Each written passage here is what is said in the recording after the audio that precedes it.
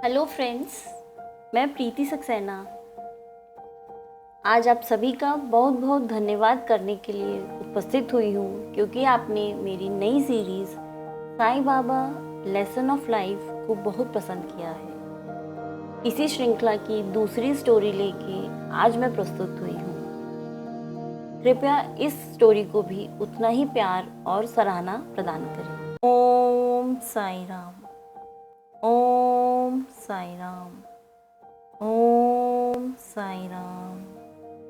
लालच बुरी बला है, यह तो हम सभी जानते ही हैं। ये एक बहुत प्राचीन कहावत है। इस कहानी के माध्यम से हम देखते हैं कि बाबा अपने भक्तों की किस प्रकार से सहायता करते हैं, रक्षा करते हैं, उनको सांसारिक सुखों के मोह जाल में फंसने से कैसे बचाते हैं, कैसे उनको लालच से बचाते हैं, वह इस कहानी के माध्यम से हम आज देखेंगे।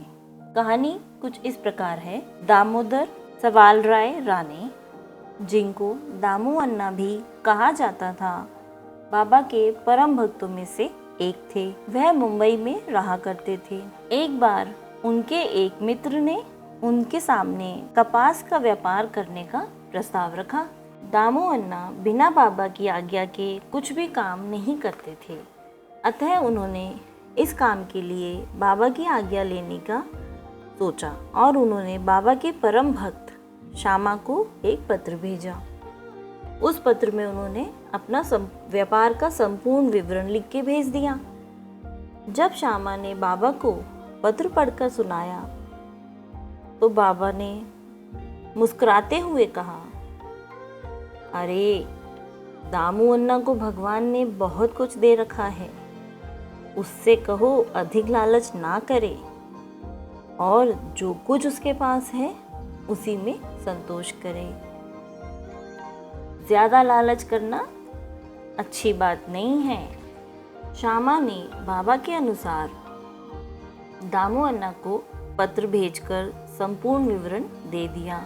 जब दामू अन्ना को पत्र मिला तो एक बार तो उन्हें दुख हुआ कि मेरा इतना अच्छा कपास का व्यापार करने का प्रस्ताव बाबा ने अस्वीकार कर दिया, परंतु उनका बाबा पर पूर्ण विश्वास था, इसलिए उन्होंने अपने मित्र का प्रस्ताव ठुकरा दिया।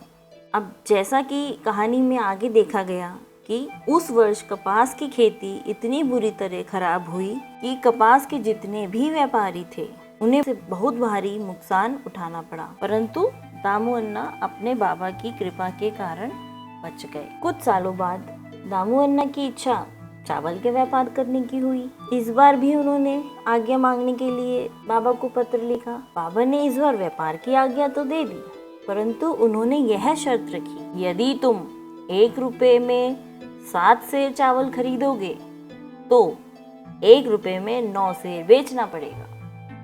यह सब सुनकर सब हैरान रह गए, क्योंकि यह तो उनकी कल्पना के ही बाहर था कि अधिक मूल्य में खरीद के कम मूल्य में बेचेंगे तो उन्हें नुकसान होना निश्चित ही है।